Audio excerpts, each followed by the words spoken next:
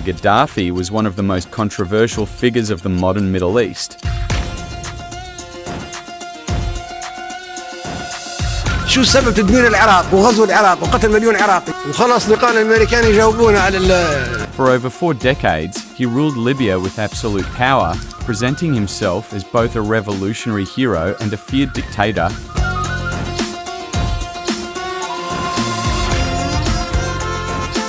His fall in 2011 was one of the most dramatic moments of the Arab Spring, a wave of uprisings that swept across the Arab world.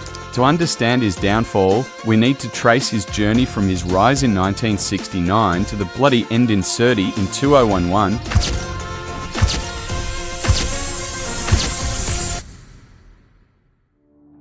Gaddafi was born in 1942 in a Bedouin family near Sirte, a coastal town in central Libya. Coming from humble beginnings, he grew up in a small tent, the son of a nomadic herder. As a young man, he admired Arab nationalist leaders, especially Egypt's Gamal Abdel Nasser, who promoted pan-Arab unity and resistance against Western influence. Gaddafi carried these ideas into his own political vision. In 1969, at just 27 years old, Gaddafi led a military coup against King Idris, who was abroad receiving medical treatment. The coup was bloodless and swift. Gaddafi and his fellow officers established the Revolutionary Command Council, abolishing the monarchy and declaring Libya a republic. Many Libyans, frustrated with the corruption of the monarchy, welcomed the change Gaddafi presented himself. For a time, Libya's living standards rose. By the 1970s, Libya had one of the highest per capita incomes in Africa, but alongside these achievements, Gaddafi tightened his grip on power.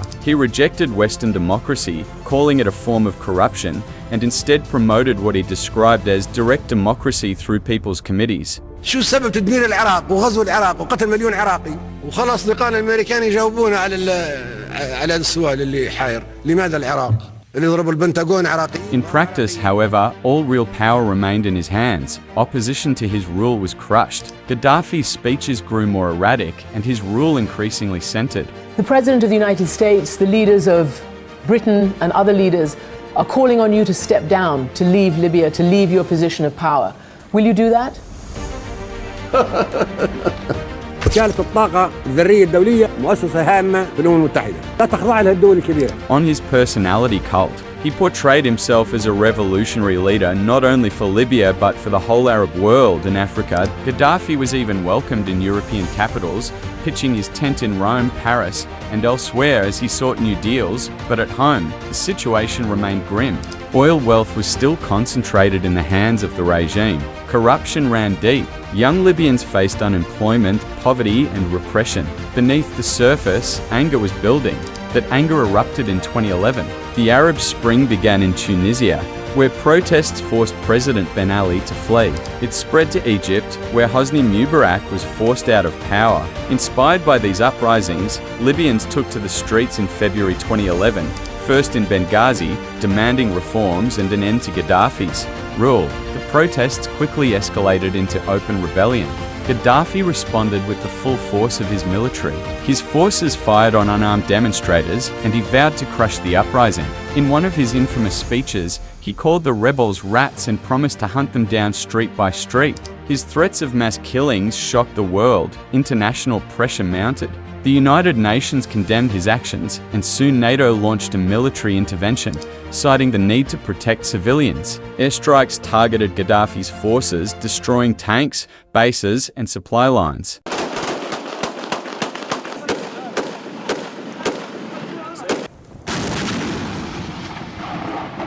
With NATO support, rebel fighters gained strength and began to push westward from their stronghold in Benghazi. August 2011, rebels reached Tripoli.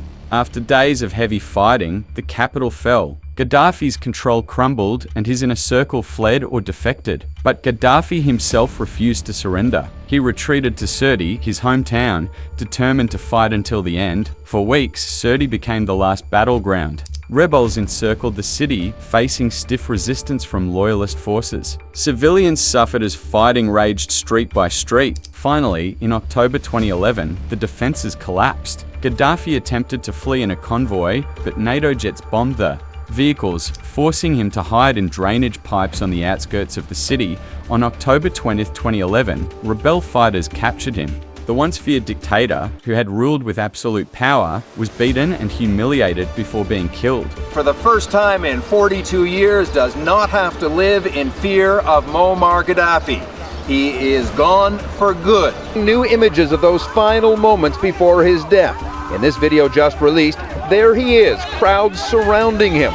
Marking the dramatic end of his 42-year rule, the fall of Gaddafi was celebrated by many Libyans who had lived under his repression for decades. Crowds cheered in the streets, hopeful that a new era of freedom and democracy would begin. But the collapse of his regime also left a dangerous vacuum without strong institutions.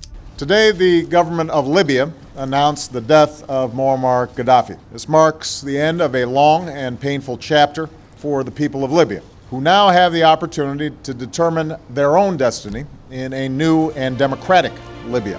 The legacy of Muammar Gaddafi is one of contradictions. To some, he was a revolutionary who defied Western domination and gave Libya a stronger identity. To others, he was a tyrant who ruled through fear, squandered national wealth, and left his people without freedom.